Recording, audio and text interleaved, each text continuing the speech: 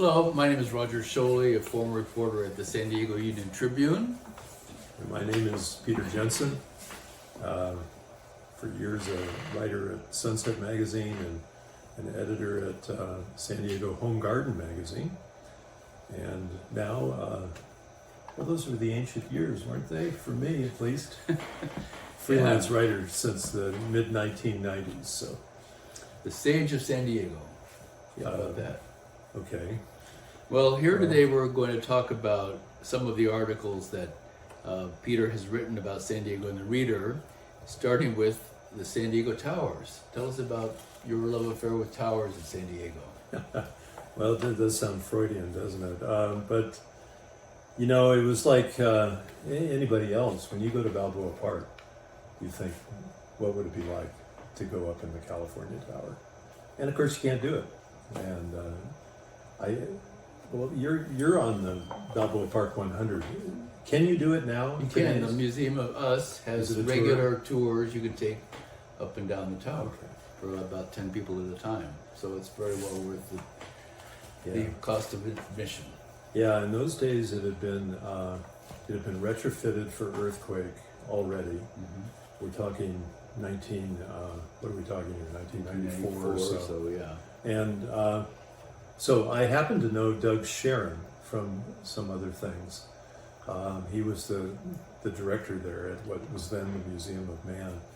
And so I asked Doug, with no intention really in mind of doing a story, if someday I could, if he'd take me up into the tower. And so the journey up was, you know how, I mean, we're both journalists, and you know how you sort of kick into the note-taking mode and things like that. I think even in that story that I wrote for the Reader, there are references to the name of the cast iron company that did the stairs and things like that. The darn thing was fascinating, you know, that just the higher you got, the better it got. And finally, up through a kind of a trap door, I almost remember, of some sort, to the topmost. And then that's when I went to the Reader and said, what if I did a story on, you know, these landmarks across our landscape? And, you know, looking back on it, I feel a little bit naive about a few things in the article that talk about towers as being marker points on planes and things like that, because, you know, I know now more than even I did after I'd lived here for 14 years in the mid-1990s, that San Diego has its reference points in a huge way. And of course, they're the opposite of towers, they're canyons. Mm-hmm. And, you know, whenever we're on the rim of something, that's when we feel most like we understand where we are, or when we're down in a canyon. But here were the towers. So, I don't know. Well, I went. I guess when I go touring around the world in different places, one of the things I always like to do is to climb up the top of a church tower. There's always a spire that goes up 20 stories above the city. San Diego only has the California Tower like that. All the other towers are really commercial buildings. They're tall buildings. So, but you did go to some other towers in locally. Tell us about some of your favorites. Well, my least favorite was the Seaworld Tower, which I think I described as a toothpick with an olive. And that's just something, you know, that goes up and down. And as nifty as the idea is for it to go up and down, I think that was probably the weakest one, because you want to have a real sense of arrival. You know, you mentioned going up in cathedrals and things like that. There's a tower in Bruges, in Belgium, that is a carillon.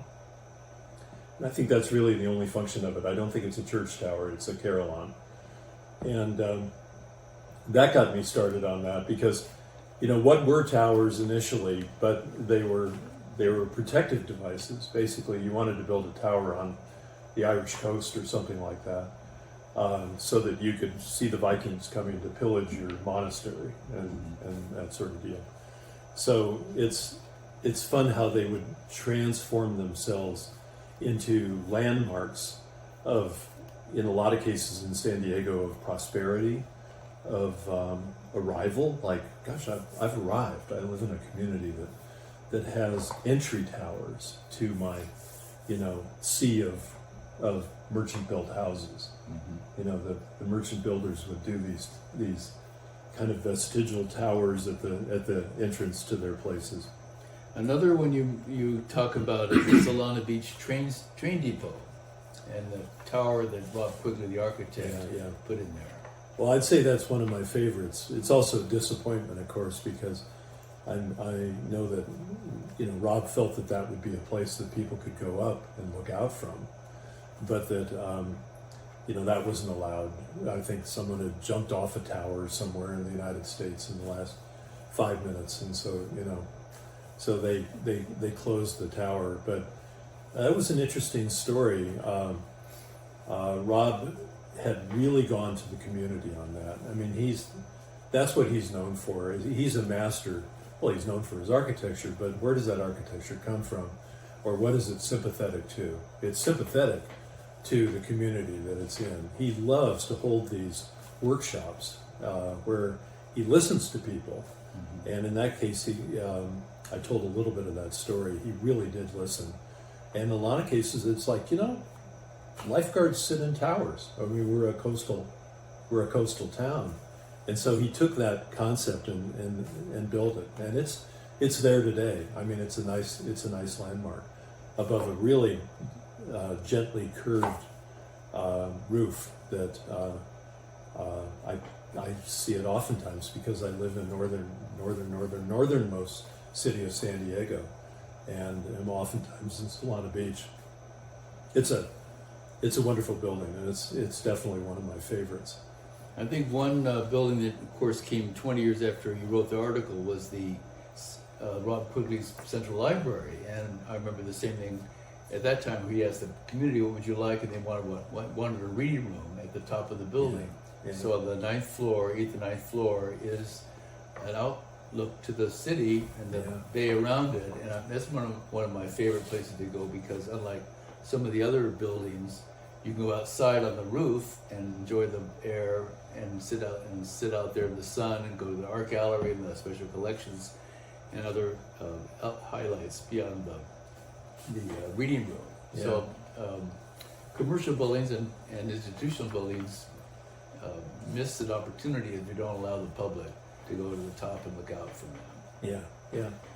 And I also like driving down, El Cajon Boulevard or something like that, and you'll just see where it's such a smorgasbord of dreams of people who built buildings. Some of them obviously very small investors, or someone who just said, I've got I'm going to be a property owner here along El Cajon Boulevard, and let's put this in. Let's put a little tower up so people can see it. Let's make the building an unusual. It's a way to express yourself. Mm-hmm. It has no functional purpose. It's just plain wonderful. It's a tower. So I think the message to the viewers here is, when you have nothing else better to do, go up a tower in San Diego. Fine.